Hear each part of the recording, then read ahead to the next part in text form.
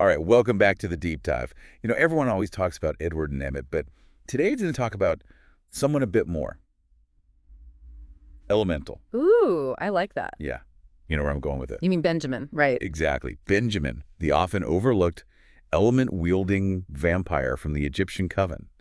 We're going to do a deep dive into his symbolism, his kind of mysterious relationships, and why some people think he might just be one of the most important characters in the whole saga. He is fascinating. I mean, on the surface, he's not like, quote unquote, as flashy as some of the other vampires, but he's got this depth to him, this real mystique that's so interesting to explore. Totally. And it all starts with his powers. I mean, this guy can control the four classical elements: earth, fire, air, and water. It's unlike anything we see with any other vampire. Most of the powers we see in the Twilight world are about mental manipulation or, heightened senses. Right.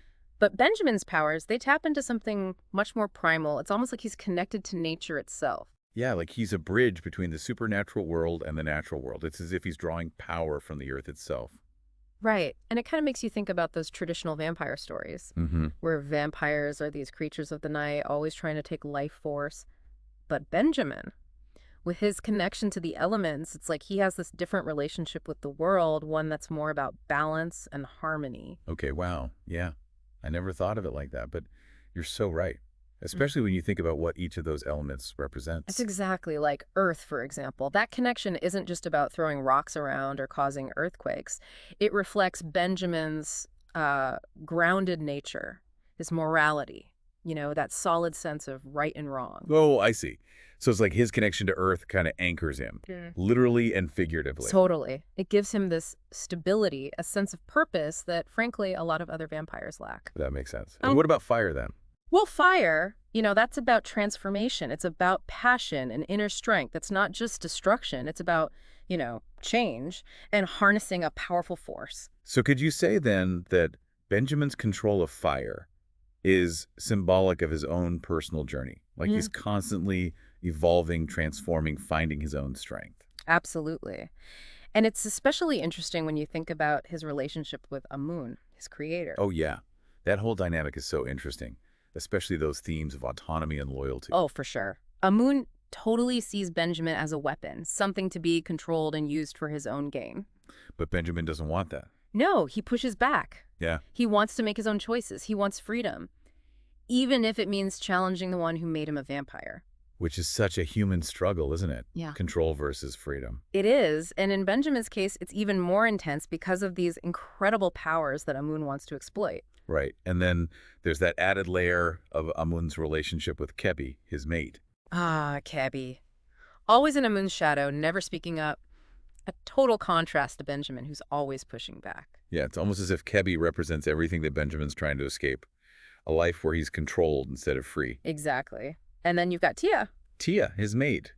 Such a breath of fresh air in the vampire world. She is. So independent, so strong. Oh, yeah. And their relationship, built on respect, a shared desire for freedom. They choose each other, It really is different from a lot of the vampire relationships we see where it's all about possession and power.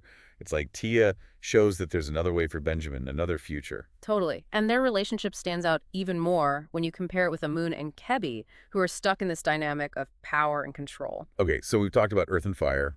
What about air and water? How do those elements fit into Benjamin's character? Well, air, that represents intellect, curiosity, Benjamin's ability to think for himself, to see beyond what he's been taught. So he's always searching for new knowledge, new experiences. Exactly. Always pushing the boundaries. And then there's water, adaptability, intuition, emotional depth. Ah, so while earth is about being grounded and fire is about transformation, water represents this fluidity. Like he can go with the flow. Yes. It's this incredible mix of all these elements that make him so complex and so interesting. He really is a walking paradox. A vampire who embraces both the raw power of nature, but also this human desire for something more than just existing. You got it. It's what makes him so unique. A vampire who challenges everything we think we know about vampires. He's not just a predator, he's a protector. Someone who seeks balance, who maybe even offers hope for a different kind of future for vampires. This is amazing. So much to unpack here. Okay, let's rewind a little bit. Back to Benjamin's introduction in Breaking Dawn. Remember when the Cullens are gathering allies for that showdown with the Volturi? Oh, yeah. What do you make of Benjamin in that scene?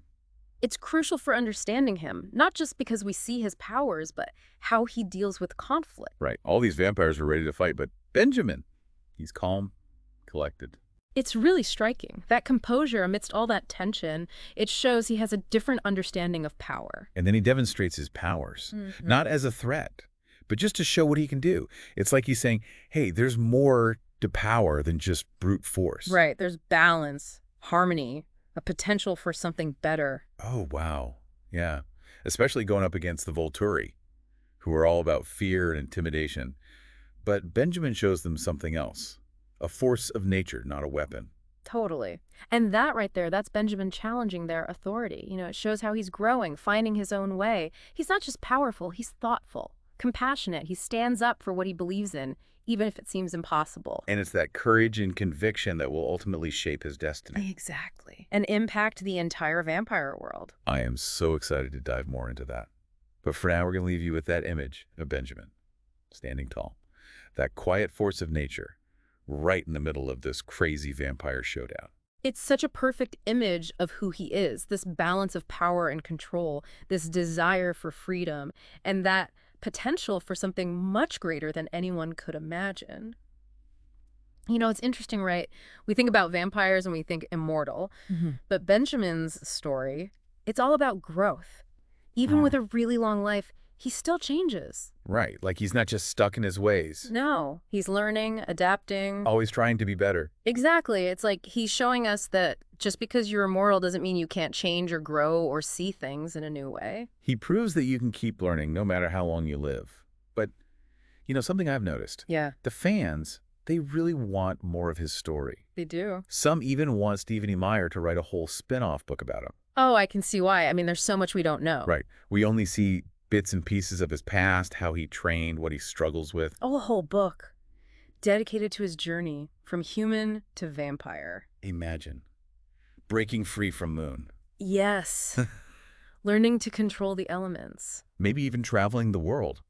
Meeting other mythical beings. Oh, the possibilities. Yeah. It'd be a chance to really understand his philosophy, that whole balance and harmony thing. Right. And what about his relationship with Tia? How did they meet? What was it like for them as a couple in the vampire world? Oh, can you imagine a training scene? Both of them using their powers together. Oh, the visuals. It would be so epic.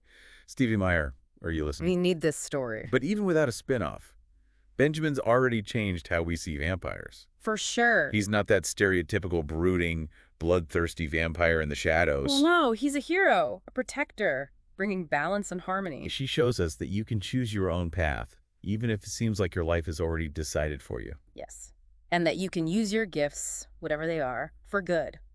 His story tells us that even in fantasy, in vampire stories, there's still space for stories about finding yourself. About searching for meaning. About standing up for what you believe in. Absolutely. He shows that even in dark stories, there are characters who are kind, who have integrity, who believe in good. And those themes, those are timeless. They'll connect with people forever. They will. Benjamin, he may not be the most famous vampire in Twilight. True. But he's definitely made a mark. Oh, he has. He's changed vampire lore, how we see these characters. And he leaves us wanting more. He does. So as we finish this deep dive into Benjamin's world, I keep thinking, what if he had been a bigger part of the Twilight Saga? It's a great question. Would Alice even have needed her visions? Could Benjamin have used his powers to make peace with the Volturi? Maybe. Or maybe it would have caused even more problems. Who knows? It's fun to think about, though. It is, and that's what makes him so interesting. He makes us think, makes us question, makes us imagine all these possibilities. Benjamin, he reminds us that there are always hidden depths, even in stories we think we know really well. There's always more to discover. Exactly. And maybe, just maybe, his story isn't over yet.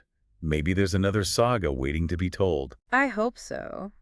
It's funny, we always think of vampires as being immortal, never aging. Yeah. But Benjamin, his story is all about growth and change, even with, forever to live. He really does show that, huh?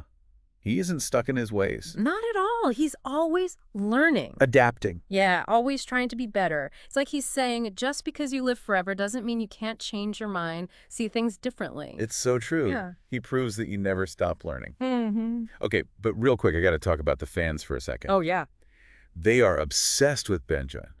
I mean, some are even asking Stephen E. Meyer to write a whole spin-off book just about him. I totally get it. There's just so much more we can know about him. Right. We've only seen little bits of his past, his training, what he went through. Imagine a whole book dedicated to his journey from, human life to vampire life. And breaking free from Amun. Yes. Learning about the elements. Maybe even traveling the world. Mm-hmm. Meeting other mythical creatures, like, who knows? Oh, the possibilities are endless. We could get so deep into his whole philosophy of balance and harmony. Oh, for sure. And his relationship with Tia. How did they even meet? What was it like being a couple in that world? Oh. Can you imagine a scene where they're training together, using their powers, like, in sync? Oh my gosh. That would be visually stunning. It would be amazing. Stephen E. Meyer, please. We need this book. The Twilight fandom needs this book. But even without a spin-off, Benjamin's already had such a huge impact on vampire stories. Oh, absolutely. It totally breaks the mold. He's not that typical brooding, blood-sucking vampire hiding in the dark. Nope, he's a hero. He's a protector. Bringing balance and harmony, like you said. He shows everyone that you can choose your own path, even when it seems like fate has other plans for you. Right, and that your gifts, whatever they may be, can be used for good. His story proves that even in fantasy, in vampire worlds, there's still room for these amazing stories about finding yourself, what your life means, and fighting for what's right. For sure. And you know what else? He shows us that even in the darkest stories, there can be these characters full of kindness, who do the right thing, who believe in good. And those are the things that connect with people. Those themes last forever. Benjamin, he might not be the most well-known vampire in Twilight, True. but he's definitely left his mark. Oh, absolutely. He's changed how we think about vampires, about the whole lore. And honestly, it just makes you want more of him. It really does. So as we wrap up this deep dive into Benjamin's world, I keep asking myself, what if he had been a bigger part of the Twilight Saga? How different would it have been? It's the question, isn't it? Would the Cullens even have needed Alice and her visions with Benjamin's powers on their side? Could he have somehow convinced the Volturi to make peace? Maybe. Or maybe things would have gotten even crazier, It's fun to think about. It really is, and that's what's so cool about him. He makes you think, question things, imagine all these wild possibilities. Benjamin, he reminds us that there are always those hidden depths, even in stories we think we already know inside and out. There's always something new to discover. So, dear listeners, that's our deep dive into Benjamin's world. We hope you enjoyed exploring his powers, his relationships, his kind of mysterious presence in the Twilight Saga. He really shows us that even in these fantasy worlds, there's always room to grow, to change, and to be brave enough to create your own path. Until next time, remember to look for those hidden depths, because there's always more to the story than meets the eye.